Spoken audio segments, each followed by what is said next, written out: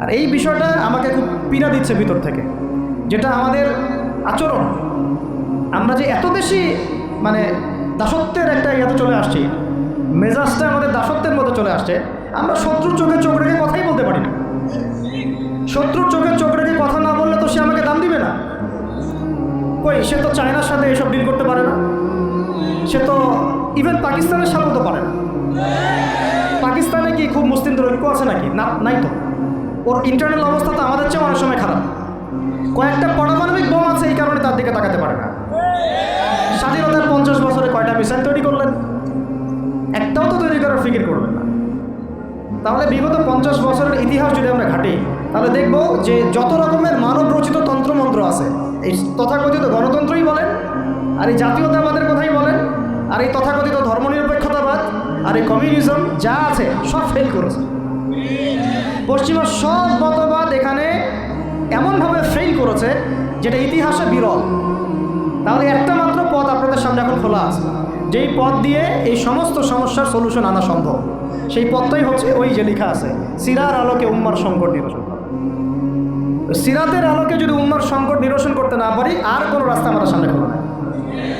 দিন কায়েমের শর্ত 3টা বলেছেন না? 3 নম্বর শর্তটাই হচ্ছে এটা যদি ইবাদত হয়, দিন কায়েম যদি একটা ইবাদত হয়ে থাকে, তাহলে সেই ইবাদত কবুল হবে শুধু একজন ব্যক্তির তরিকায়।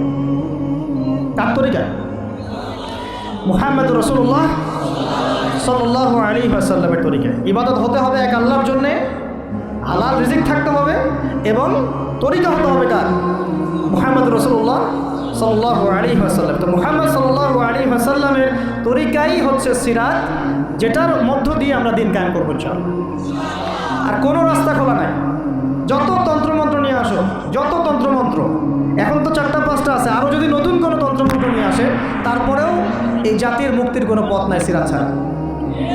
এখন আমাদেরকে আগে সিরাত পড়তে হবে ভাই, সবাইকে আগে সিরাতটা পড়তে হবে। সিরাত পড়লে পরে আপনারা বুঝতে পারবেন যে ইনশাআল্লাহ তাআলা কোন পথে আমাদেরকে হাঁটতে হবে। এখানে টপিক অনেক ডিপ দেওয়া হয়েছে, অত ডিপে গেলে আমাদের সারা রাত চলে যাবে। আমি শুধু ভাষা কয়েকটা পয়েন্ট বলতেছি, একটু মনোযোগ দেন। নবী সাল্লাল্লাহু আলাইহি ওয়াসাল্লাম যখন থেকে কাজ শুরু করেছেন, কাজ বলতে আমি দাওয়াতের কাজ বোঝাচ্ছি, তখনকার সমাজটা কিন্তু আমাদের মতো এতটাও মানে কমফোর্টেবল ছিল না। একটা অমুসলিম রাষ্ট্রে তিনি দাওয়াতের কাজ শুরু করেছেন। মক্কা কি ছিল? একটা মুসলিম রাষ্ট্র না অমুসলিম রাষ্ট্র? অমুসলিম একটা রাষ্ট্রে তিনি অ্যাজ এ নবী তার দাওয়াতের কাজ শুরু করেছেন। সুবহানাল্লাহ। এবং তিনি সেই রাষ্ট্রের একজন পরিচিত ব্যক্তিত্ব, যাকে আস-সাদিক আল-আমিন বলে ডাকা হয়, যার আগেও কোনো গুনাহ নাই, পরেও কোনো গুনাহ নাই। এমন একজন ব্যক্তিত্ব তিনি, যার আগেও কোনো গুনাহ নাই, পরেও কোনো গুনাহ নাই, এবং তিনি একটা অমুসলিম রাষ্ট্রে ওহীপ্রাপ্ত হয়ে দাওয়াতের কাজ শুরু করলেন। আর আমরা তো মুসলিম রাষ্ট্রে বসে আছি, আমরা তো মক্কায় নাই। আমরা কি মক্কায় আছি? আমরা তো মক্কায় নাই। যদি মক্কায় না থাকি, তাহলে এরকম নতজন পররাষ্ট্রনীতি কেন? আমরা যদি মক্কার মতো পরিবেশে না থাকি, তাহলে এত নতজন পররাষ্ট্রনীতি কেন? তাহলে ভারতের মধ্যে আমাদের যে মুসলিম ভাইরা আছে, তারা কি করবে? তাহলে ভারতের যে মুসলিম ভাইরা আছে, তারা কি করবে? তারা কি ওদের পা ধরে ইয়ে করবে, সালাম করবে? হিন্দুদের পা ধরে সালাম করবে? বলেন তো। আমরা তো একটা মুসলিম রাষ্ট্রে আছি, তো মুসলিম রাষ্ট্রে থাকতে এত নতজন পররাষ্ট্রনীতি কেন? এত দাসত্বের শৃঙ্খল কেন?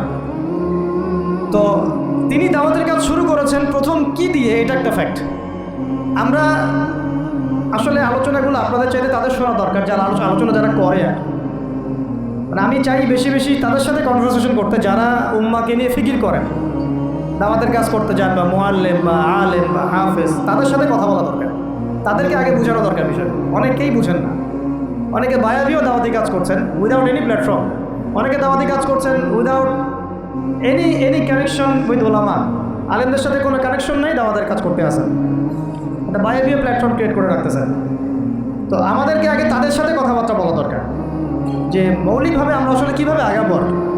প্র্যাকটিক্যাল কথায় আসেন। এই যে আমরা এতগুলো কথা বলছি না, আমি আপনাদেরকে পুরো পথ পদ্ধতি এখানে গিলায় খাওয়াই দিতে পারবো, কিন্তু বিশ্বাস করেন গিলে খাওয়ার পরে আপনি কিছুই করতে পারবেন না। কেন পারবেন না? আপনার কোনো অ্যাসোসিয়েশন নাই, কোনো ফাউন্ডেশন নাই, কোনো সংগঠন নাই, কোনো রাজনৈতিক ক্ষমতা নাই, কোনো রাজনৈতিক দলও নাই, রাজনৈতিক কোনো অ্যাপ্রোচও নাই। কিন্তু একটা সেকুলার রাজনৈতিক দল আপনার চেয়ে ভালো ফিল্ড ওয়ার্ক করতে পারবে, কারণ তার চেইন অফ কমান্ড আছে। আমাদের তাওহীদপন্থীদের কোনো চেইন অফ কমান্ডই নেই। বলে আসতেছি বিগত 5 বছর 10 বছর থেকে একই বয়ান, মাথায় ঢুকে না জিনিসটা। চেইন অফ কমান্ড বলে একটা কিছু আছে, যেখানে একজন আমির নাই, যেখানে একজন ইমারা নাই, একটা আমির নাই, আসসামউ ওয়া তাআ নাই, বায়আ নাই, যেখানে শুনলাম মানলাম আনুগত্য করলাম, আমির মামুর জামা ইমারা এগুলো নাই, সেখানে তো চেইন অফ কমান্ড আসবে না। তাবলীগ জামাত কাজ করছে না, করছে কি না? একটা সূরা পর্ষদ আছে না, সূরায়ে নিজামি আছে না, আমির আছে না, কাজ করতেছে, ফলাফল পাচ্ছে মাশাআল্লাহ। জামাত ইসলাম কাজ করছে না, একটা চেইন অফ কমান্ড আছে, প্রত্যেকটা জেলায় জেলায় শাখা আছে, তারা তাদের উপরের লেভেল থেকে কোনো ডিরেকশন আসলে সেটাকে রুট লেভেলে বাস্তবায়ন করছে। তারপরে ধরেন যে ইভেন এই যে আওয়ামী লীগ চলে গেল, তার একটা চেইন অফ কমান্ড ছিল না, ছিল কি না? উপরে যে বলতো জঙ্গি, নিচের ওই ব্যক্তির বলতো হ্যাঁ এই জঙ্গি, এমন একটা চেইন অফ কমান্ড ওদের ছিল না? এখন বিএনপি যারা রাজনীতি করতেছে ওদের নাই, আছে। এখন আপনি বলেন ইসলামপন্থীদের রাজনৈতিক দল কয়টা?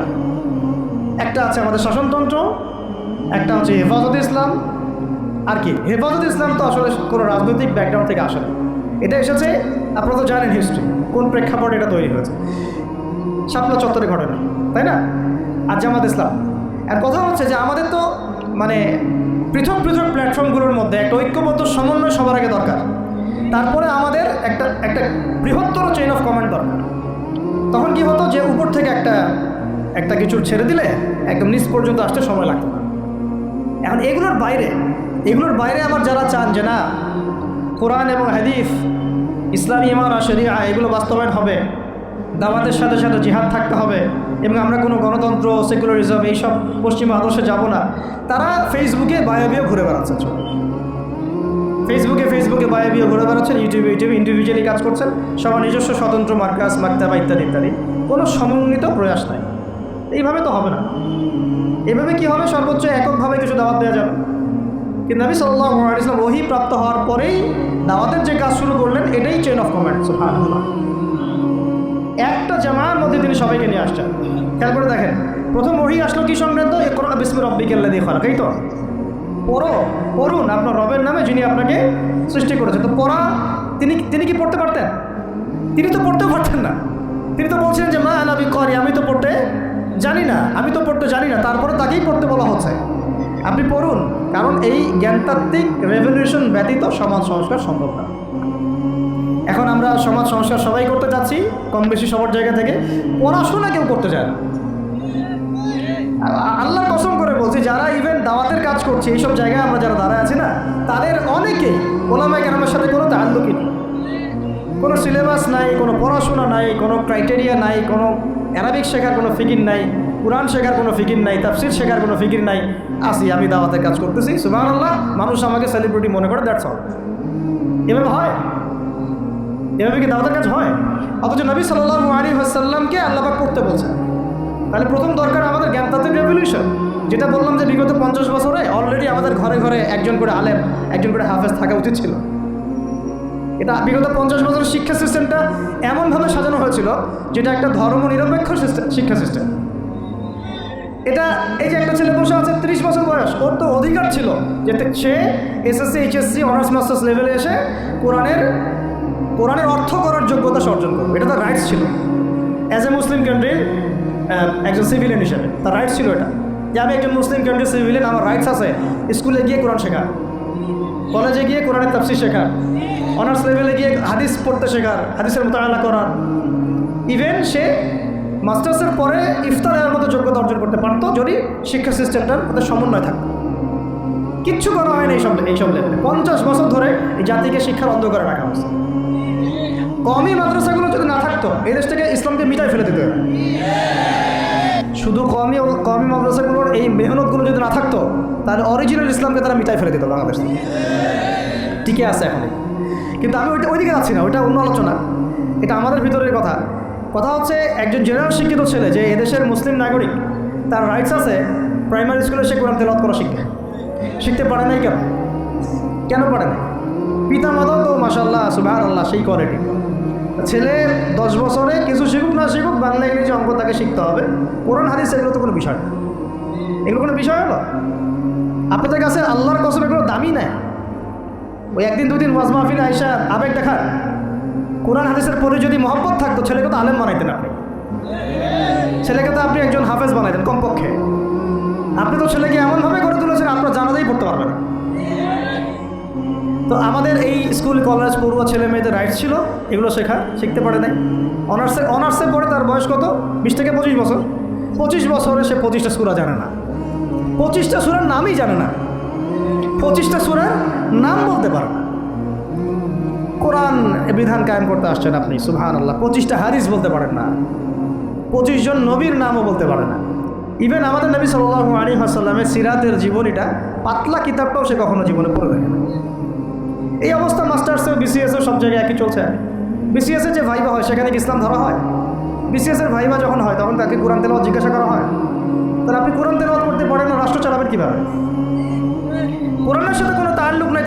তার মানে আপনাদের কনসেপ্ট হচ্ছে রাষ্ট্র আলাদা, কোরআন আলাদা। মানে রাষ্ট্র চালাতে কোরআন লাগে না, আপনার কনসেপ্ট এটাই। হ্যাঁ, না হলে তো কোরআন আপনি আনতেন সিলেবাসে, তাফসির আনতেন, হাদিস আনতেন, সিরাত আনতেন। আপনার কনসেপ্ট হচ্ছে রাষ্ট্র আলাদা, কোরআন আলাদা, হাদিস আলাদা, এগুলো পড়াশোনা আলাদা, ব্যাংকিং সিস্টেম, ইকোনমিক্স আলাদা, ইসলাম আলাদা, তাই না? রাজনীতি আলাদা, ইসলাম আলাদা, তারপরে সংস্কৃতি আলাদা, ইসলাম আলাদা, শিক্ষানীতি আলাদা, ইসলাম আলাদা। এই কনসেপ্ট হচ্ছে এদেশের 90% মানুষের কনসেপ্ট। এরা সবাই শিরকের মধ্যে আছে, আল্লাহর কসম করে বলছে, এরা সবাই শিরকের মধ্যে আছে। এরা সবাই ধর্মনিরপেক্ষ, সেকুলার। এর বাদ দিয়ে আমরা যারা দাড়ি টুপিওয়ালা কিছু মানুষ আছি, আমরা একটু মৌলবাদী চিন্তা করি আর কি। আমরা চিন্তা করি যে ইসলাম ব্যক্তিগত জীবনেও থাকবে, সংস্কৃতির মধ্যেও থাকবে, শিক্ষানীতিতেও থাকতে হবে, অর্থনীতিতেও থাকতে হবে, ইভেন রাজনীতির মধ্যেও থাকতে হবে। এই কনসেপ্টে না আসলে এখন মুসলমান হনই নাই। এই কনসেপ্টে না আসা মানে এখন পর্যন্ত কালিমা লা ইলাহা ইল্লাল্লাহ এটা বুঝেনি নাই, আপনি মুখে পড়েছেন, দ্যাটস অল। এই কারণেই তো লা ইলাহা ইল্লাল্লাহ পড়ার পরেও মোদির পা চাটেন বসে বসে।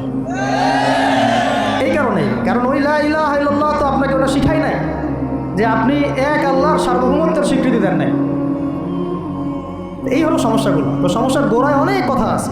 এখন নবী সাল্লাল্লাহু আলাইহি ওয়াসাল্লাম কিন্তু দাওয়াতের কাজটা, এই যে সিরাতের আলোকে যেটা বলছেন সমাজ সংস্কার এবং দিন প্রতিষ্ঠা এবং সমকালীন সব সংকট দূর করা, এটা শুরু করতে হবে জ্ঞানতাত্ত্বিক রেভলিউশন থেকে। পড়াশোনা করা শুরু করে দেন, আদারওয়াইজ আপনাদের সামনে ধ্বংস ছাড়া কিচ্ছু বাকি নেই। কী পড়াশোনা করবেন? অবশ্যই ইসলামিক কারিকুলাম থাকতে হবে। এরপরে আপনি জেনারেল লাইনের পড়াশোনা করেন, কোনো সমস্যা নেই। আর এই পড়াশোনা একা একা করা যাবে না, উস্তাদের সহবত লাগবে, ওলামা একরামের সহবত লাগবে। আমি তো এটা বলি যে আপনি কারো লেকচার শোনার আগে আপনি আগে চেক করবেন যে তার ওস্তাদ কে, কোথায় এসে দিন শেখে, কার কাছ থেকে এসে দিন শেখে, কোত্থেকে সে এই ইলমগুলো অর্জন করছে, তার লোক কোথায়। আবেগে ভাসলে হবে না এখন বিষয়টা। তো পড়াশোনার এখন যে আরও 20 বছর পড়াশোনা না করে আমি কোনো কাজ করতেই পারবো না এমনটাও না, কিন্তু পড়াশোনা আগে শুরু করা। এখন আপনার কাজ পড়াশোনা শুরু করা, ইকরা বিসমি রাব্বিকাল্লাযী খালাকের হক আদায় করা এবং ওস্তাদের সহবতে থাকা। যেমন জেনারেল লাইনে পড়েছেন 20 বছর, একা একা গিয়ে পড়েছেন না, প্রতিষ্ঠানে গিয়েছেন, ডেইলি ক্লাস করেছেন, টিচারের সহবত ছিলেন, বেতন দিয়েছেন, মেসে থেকেছেন, তারপরে আরও কী করেছেন? বাবার জমি বিক্রি করে দিয়েছেন, বাবা মায়ের জমি বিক্রি করে, সেম অন্ততপক্ষে এতটুকু যতটুকু আপনি জেনারেল লাইনের জন্য করেছেন, জেনারেল লাইনে যতটুকু করেছেন, ত্যাগ, শ্রম, মেধা খরচ, কষ্ট স্বীকার করা, এর যদি অর্ধেকও যদি দিন শিক্ষার জন্য করতে না পারেন, আপনি নিজেও মুনাফেক। আমরা নিজেরাও মুনাফেক তখন। বেশক আমাদের মধ্যে নেফাকি আছে, সুবহানাল্লাহ। আপনি একটা ডিগ্রির জন্য একবার 20 বছর ঢালতে পারেন, 20 কোটি টাকা ঢালতে পারেন, বাপের জমি বিক্রি করতে পারেন, বেঁচে থাকতে পারেন, ঢাকা বিশ্ববিদ্যালয়ের সেই লাইফ লিড করতে পারেন, এক বিছানায় 2 জন থাকি, ফ্লোরের মধ্যে ফ্লোরিং করে থাকা, হাজার হাজার লাখ লাখ টাকা খরচ করা, কষ্ট করে সকালে ওঠা, রাত জাগা, পড়া, পরীক্ষা দেওয়া, অ্যাসাইনমেন্ট, কত কি। আমি তো জানি এগুলো, আপনারা তো অনেকে না জানেন, আমি তো জানি, আমরা তো ইউনিভার্সিটিতে পড়েছি।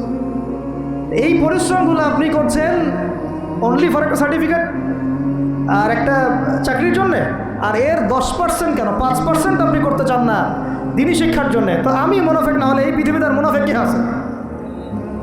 এই মুনাফেকদেরকে দিয়ে আপনি দিন কায়েম করবেন নাকি? শোনেন, আবেগ দিয়ে বিপ্লব হয়, আবেগ দিয়ে কী হয়? আবেগ দিয়ে বিপ্লব হতে পারে, আবেগ দিয়ে শরিয়া খিলাফা কায়েম হয় না। আবেগী হয়ে একটা বিপ্লব হতে পারে, কিন্তু আবেগ দিয়ে শুধু আবেগ দিয়ে শরিয়া খিলাফা কায়েম হবে না। শরিয়া খিলাফা কায়েম হয়েছে কাদের হাতে? সাহাবীদের হাতে। কাদের হাতে? আমাদের জিন্দেগি যখন সাহাবিওয়ালা হবে তখন শরিয়া কায়েম হবে। পড়াশোনা করে না, সাহাবিওয়ালা জিন্দেগি কীভাবে যাপন করবে? ওলামায়ে কেরামের সাথে তাআল্লুক নাই, সাহাবিওয়ালা জীবন কীভাবে যাপন করবে? নামাজের ঠিক নাই, সাহাবিওয়ালা জীবন হইল কীভাবে? কোরআন তেলাওয়াত করতে পারেন না, সাহাবিওয়ালা জীবন হইল? দিনের জন্য আমর বিল মারুফ নাহি আনিল মুনকারের কাজ নাই, ওই যোগ্যতাও নাই, তাহলে সাহাবিওয়ালা জীবন হইল কি? চেহারা স্রোতের মধ্যে ইসলাম নাই, সুন্নতের প্রতি পাবন্দি নাই, সাহাবিওয়ালা জিন্দেগি হলো কি? সাহাবিদের হাতে বদর যুদ্ধ হয়েছে, জয়লাভ করেছে। উহুদ প্রায় জিতেইছে, এটা জিতেই বলা যায়, সাময়িক বিপর্যয় হয়েছে। খন্দক, খায়বার, মোতায়ার মুখ কাঁপিয়ে দিয়েছে কারা? সাহাবিরা। তো সাহাবিওয়ালা ইমান, সাহাবিওয়ালা আমল, সাহাবিওয়ালা আখলাক, সাহাবিওয়ালা মেহনত হলে পরে বাংলার মাটিতে দিন কায়েম হবে। না হওয়া পর্যন্ত এই লাভঝাপ করতে থাকা, আজকে এই বিষয় কালকে ওই বিষয়, আজকে এই ইস্যু কালকে এই ইস্যু, এগুলোই চলতে থাকে। আমরা এটা চাই না। আমরা চাই এখন যেহেতু দাওয়াতের একটা সুবর্ণ সুযোগ আমাদের সামনে এসেছে, এখন যেহেতু আল্লাহ পাক, এটা আল্লাহ পাকের রহমত, এখানে সবাই ক্রেডিট নেওয়ার প্রতিযোগিতায় লিপ্ত আছে। আমার ক্রেডিটে হয়েছে, আমি এই করেছি, আমি সেই করেছি। এখন তো এমন দেখা যাচ্ছে যে ওই সময় কিছু বলেও নাই, সেও সে এখন প্রধান উপদেষ্টার পাশ আটতেছে বসে বসে। কি সুবহানাল্লাহ! মানে রক্ত দিল এক ভাই, মানে বছরের পর বছর কারাগারে পচে মরল একদল, বছরের পর বছর, দিনের পর দিন, মাসের পর মাস আয়না করে ধুকে ধুকে মরল আর একদল। ঠিক আছে, বললাম দোকান থেকে বের হলে কেউ সুস্থ থাকে না। বছরের পর বছর মামলা মোকদ্দমা হচ্ছে একদল, এক একজনের ঘাড়ে 3টা 4টা 5টা 10টা 20টা করে মামলা। হ্যাঁ, তারপরে বছরের পর বছর এই ফ্যাসিজমের বিরুদ্ধে দাঁড়ানোর কারণে দেশ থেকে বিতাড়িত হয়েছে একদল, হয় নাই? শাপলা চত্বরে রক্ত দিয়েছে আর একদল। তারপরে এই ছাত্র ভাইদের হাজার হাজার পঙ্গু হয়ে পড়ে আছে বিভিন্ন জায়গায় আর একদল, আর শত শত মানুষ রাস্তায় প্রাণ দিল আর একদল, আর উড়ে এসে জুড়ে ক্ষমতায় বসলো আর একদল। সার্কাস চলতেছে, এবং এখন তাদের লেজুর ভিত্তি করতেছে আরেক দল, তাদের লেজুর ভিত্তি করতেছে নতুন আর একটা সম্প্রদায়, নতুন এক প্রাণী। তার চক্ষু লজ্জাও নাই, এদের চক্ষু লজ্জাটুকুও না। এক তাগুত ছিল, সেই তাগুত আল্লাহ বিরোধী কাজ করতো, কিছু ভাই এর প্রতিবাদ করতো, যারা প্রতিবাদ করতো ওদেরকে এরা বলতো খারেজি, এদের মানহাজ ঠিক নাই, আকীদা ঠিক নাই, এরা উগ্র, ইত্যাদি ইত্যাদি। এবং তাদের কারণেই কিন্তু এই ভাইগুলোকে আয়না করে যেতে হয়েছে। এটা খোলামেলা বলে দিলাম, এদের কারণেই এই ভাইদেরকে বোঝা যেতে হয়েছে, আয়না করে যেতে হয়েছে। তারপরে ছাত্র ভাইরা দেখা গেল যে বিপ্লব করে, প্রতিবাদ করে একদম সরকার ফেলে দিল। ফেলে দেওয়ার পরে যখন আবার নতুন কেউ আসলো, এই নতুন যারা আসলো তাদের পাচাটা আবার ফরজ হয়ে গেল। তখন হইল ফতোয়া কি? সরকারের আনুগত্য করা ফরজ। এই চলতেছে, ইসলাম শিখতেছেন এদের কাছ থেকে আপনারা অনেকেই।